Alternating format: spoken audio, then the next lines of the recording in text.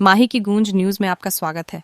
मध्य प्रदेश के रतलाम जिले में ऐसा मामला सामने आया है जो सुनने में किसी फिल्म की कहानी जैसा लगेगा, लेकिन हकीकत में एक सोचा समझा घिनौना अपराध है जिसे योजनाबद्ध तरीके से अंजाम देकर अपराधियों ने बचने की नाकाम कोशिश की थी।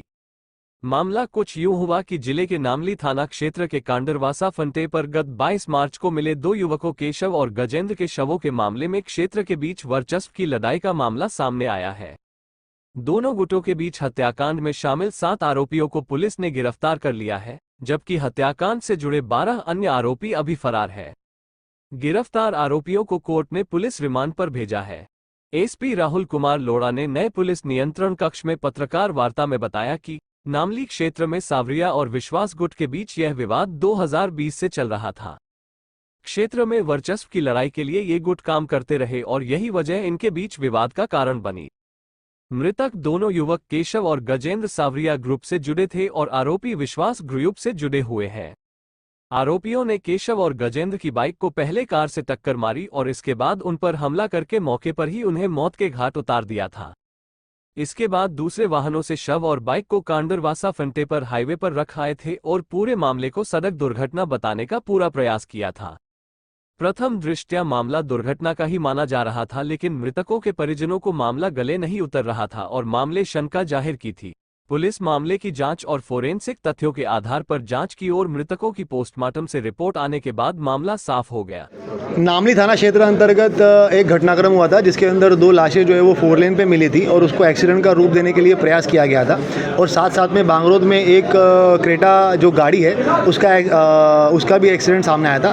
दोनों घटनाक्रम को बारीकी से इन्वेस्टिगेशन करने के बाद में पुलिस इस नतीजे पे पहुंची है कि दोहरा हत्याकांड का मामला इसके अंदर पंजीबद्ध करके अभी 7 लोगों को हम लोगों ने गिरफ्तार किया है।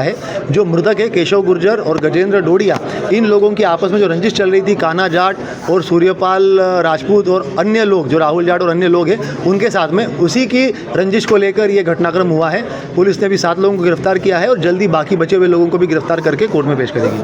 हत्या करके एक्सीडेंट का रूप उसको दिया गया था, किस तरीके से पुलिस के लिए चैलेंजिंग था, कैसे आपने उसको ट्रेस किया? हाँ, डेफिनेटली, क्योंकि घटनाक्रम जो है वो आपस में अलग अलग जगह पे काफ़ी दूर भी था। तो जब ये घटनाक्रम सामने आया तो उसके अंदर जो उसकी फॉरेंसिक अधिकारी है उसको भी स्पॉट पे ले जाकर उससे पूरे के पूरा नक्शा मौका भी प्रॉपर बनवाया गया है।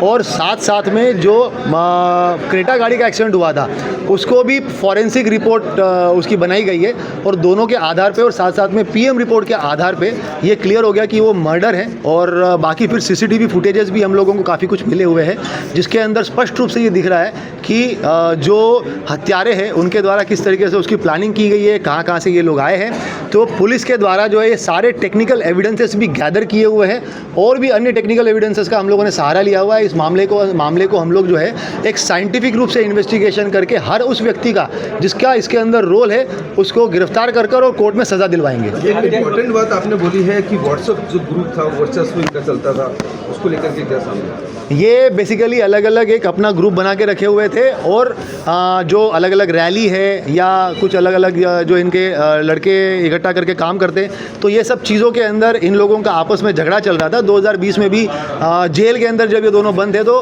केशव और धर्मेंद्र का जो है वो आदित्य तोमर नामक व्यक्ति है, विश्वास ग्रुप अपना चलाता था, तो उसके साथ में झगड़ा हुआ था।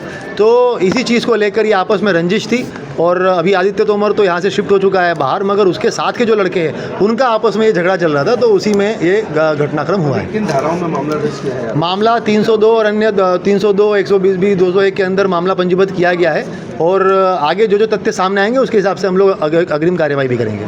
पुलिस ने मामले में 3 कारें जब्त कर 7 आरोपियों को पुलिस ने गिरफ्तार कर लिया है, वहीं 14 आरोपियों की तलाश जारी है। रतलाम पुलिस ने एक बार फिर से बड़े अपराध का खुलासा किया है जिसकी सराहना हो रही है।